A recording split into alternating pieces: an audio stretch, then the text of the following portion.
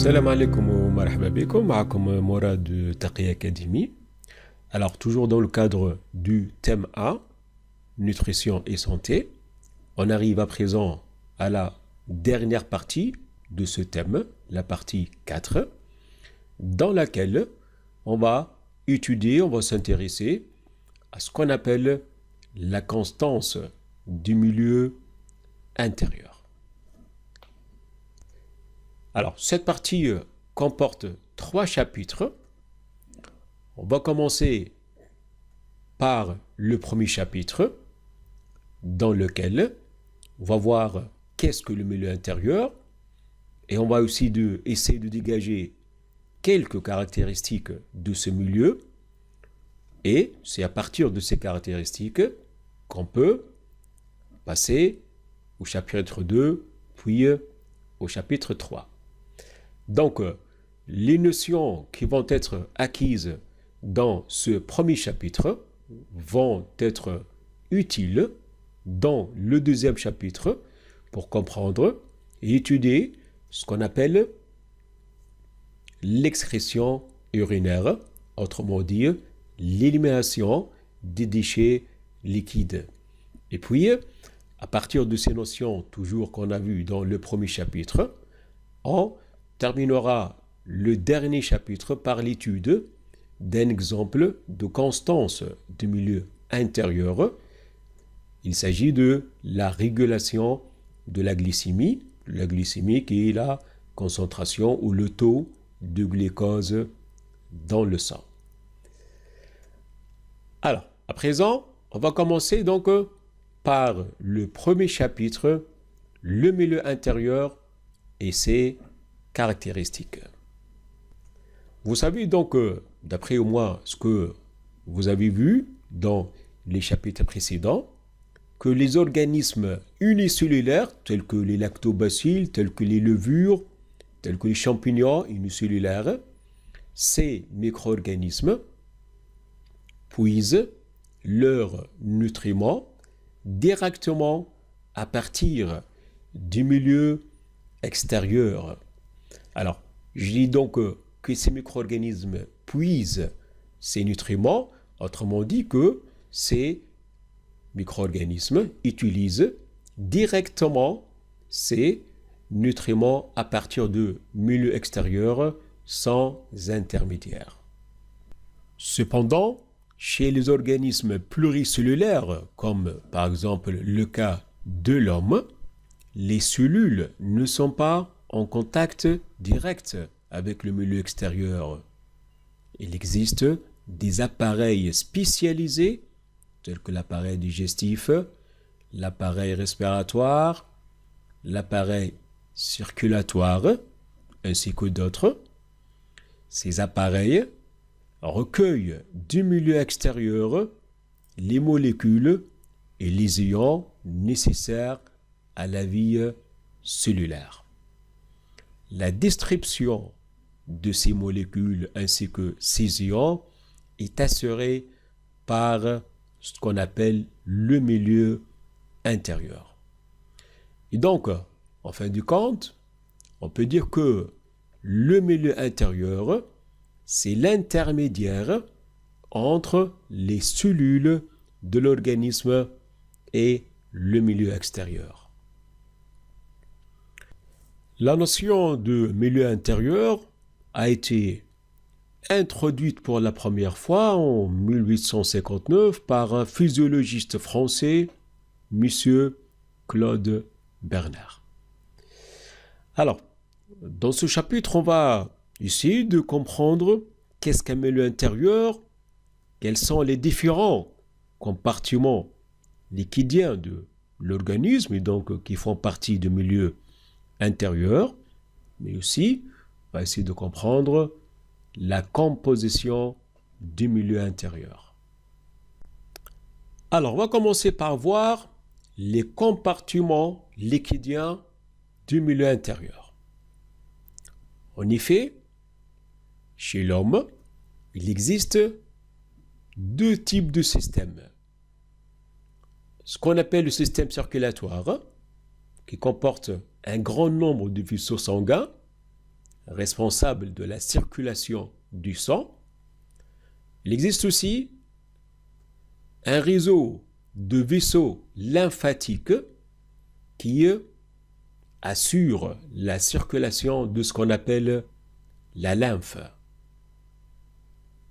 D'une manière très simplifiée, on va dire que les artères représentées par l'aorte, les artères et les artérioles assurent la conduction du sang artériel du cœur vers les tissus.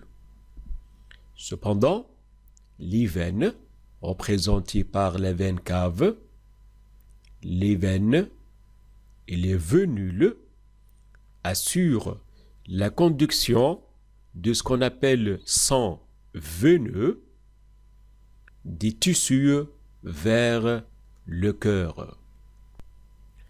Au niveau des tissus, donc des cellules, les artères se ramifient en vaisseaux secondaires appelés artérioles, alors que les veines se ramifient en ce qu'on appelle les vénules. Ces vaisseaux se rejoignent par des très fins vaisseaux appelés capillaires. Les capillaires, ou plutôt dans les capillaires, la circulation du sang est très ralentie. Ce ralentissement rend possible les échanges entre le sang et les tissus.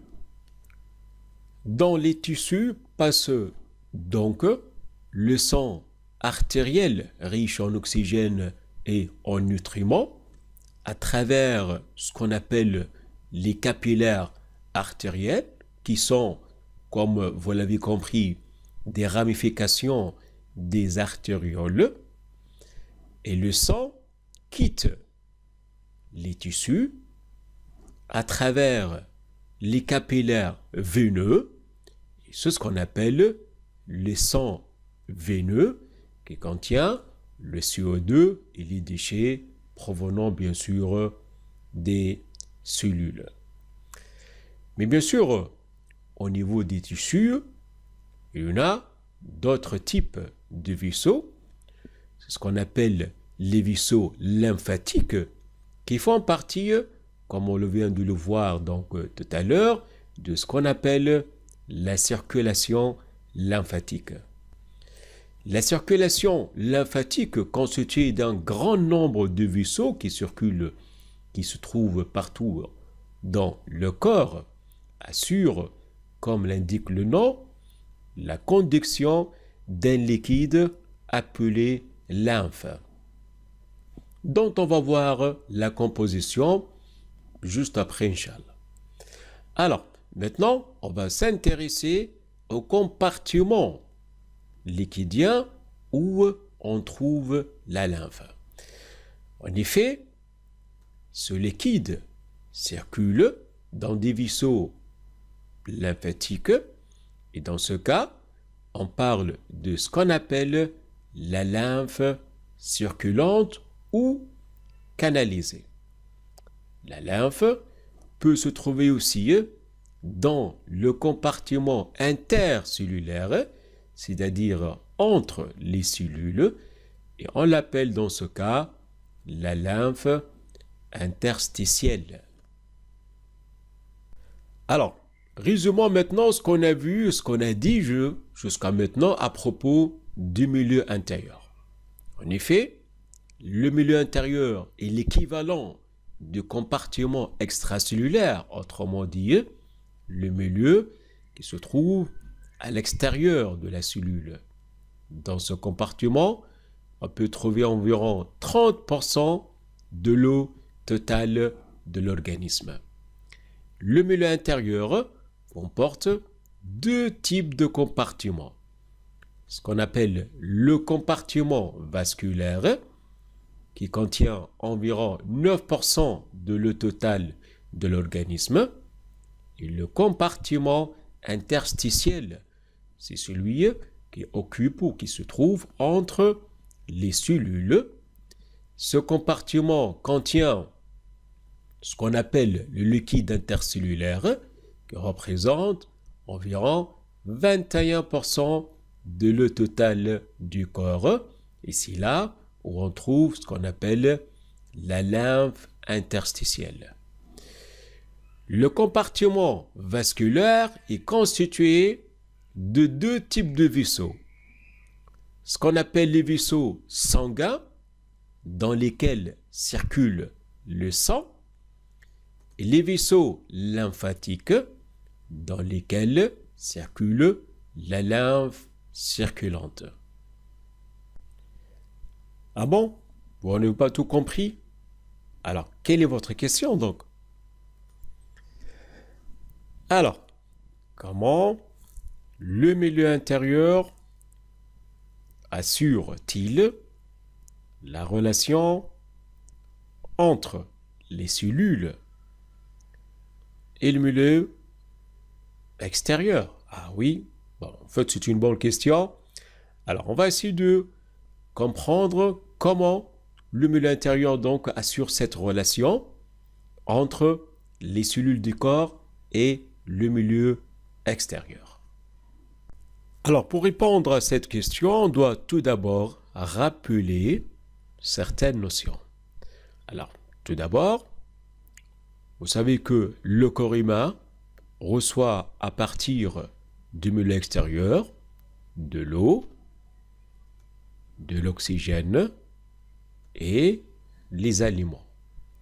Ces derniers doivent passer à travers l'appareil digestif pour subir les étapes de la digestion qui aboutissent à la formation des éléments nutritifs simples appelés nutriments qu'on trouve au niveau de l'intestin grêle. Au niveau de l'intestin grêle, ces nutriments passent par une deuxième étape, si vous voulez, ce qu'on appelle l'absorption intestinale, assurée par des structures qu'on trouve dans l'intestin. Ce sont les vélocités intestinales. Au niveau de ces vélocités, les nutriments donc passent, que ce soit dans les vaisseaux lymphatiques, exactement le vaisseau chélifère, c'est le premier type de vaisseau lymphatique, tels que essentiellement les nutriments lipidiques, ou dans les vaisseaux sanguins, tels que les os, les acides aminés, etc. Les nutriments qui passent dans les vaisseaux sanguins vont se trouver par la suite dans la veine porte, qui traverse le foie, pour se trouver par la suite dans la veine cave inférieure et puis dans le cœur. Quant aux nutriments qui ont passé dans les vaisseaux lymphatiques, ils vont se trouver par la suite dans ce qu'on appelle le canal lymphatique. Et par la suite, la lymphe va être rejetée dans ce qu'on appelle veine cave supérieure, pour se trouver au niveau du cœur. Alors, maintenant, vous avez compris alors, la lymphe, si vous voulez, passe dans la circulation sanguine à travers la veine cave supérieure pour se trouver dans le cœur. Les nutriments qui ont passé dans le sang se trouvent dans la veine cave inférieure et passent par la suite dans le cœur. Alors, maintenant, le sang qui se trouve dans le cœur passe au poumon, qu'on voit, voilà, à travers ce qu'on appelle les artères pulmonaires. Et là, le sang, il va se débarrasser de CO2 provenant des cellules et il va s'enrichir en oxygène. Maintenant, le sang contient de l'oxygène et du nutriment. Le sang contenant ces éléments, ce qu'on appelle d'ailleurs le sang artériel, passe au cœur à partir duquel il va être pompé vers tous les organes en passant à travers l'aorte, les artères, les artérioles pour se trouver au niveau des tissus.